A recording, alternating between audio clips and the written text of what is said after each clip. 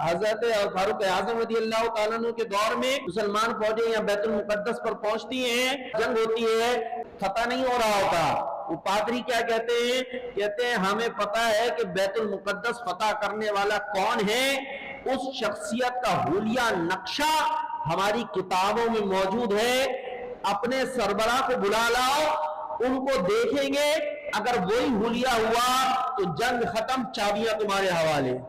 پہلے بلایا جاتا ہے حضرت ابو عبیدہ جو وہاں پر لیڈ کر رہے ہوتے ہیں جنگ کو، تو وہ کہتے ہیں نہیں یہ وہ نہیں ہے. پھر بات ہوتی ہے کہ نہیں جو آپ کے اصل سربراہ ہیں ان کو بلاؤ. چنانچہ فاروق اعظم کو وہاں مدینے میں خط پہنچتا ہے. فاروق اعظم رضی اللہ تعالیٰ عنہ اس حال میں پہنچتے ہیں کہ غلام اونٹ پر ہوتا ہے اور خود اس کی مہار پکڑ کر چل رہے ہوتے ہیں، کیونکہ وہ حاکم وقت کا طے شدہ اصول تھا کہ ہم دونوں جا رہے ہیں، نہ پروٹوکول ہے نہ آگے پیچھے پروٹوکول کے اونٹ ہیں. آج گاڑیاں ہوتی ہیں، اس دور میں اونٹ ہوتے تھے نا بھائی، بادشاہ اس دور میں بھی شان و شوکت سے چلتے تھے. لیکن کچھ نہیں ہے، بلکہ یہ ہے کہ آدھا وقت میں سواری کروں گا اور آدھا وقت تم سواری کرو.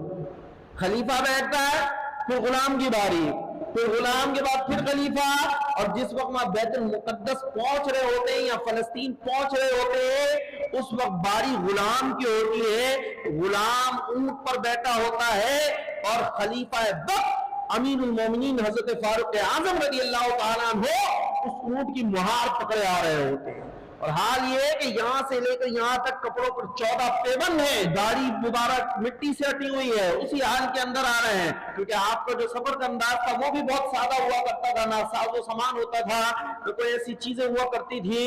اور اسی حال میں آپ کہتے ہیں جاؤ لاؤ کس سے تم نے ملاقات کروانی ہے.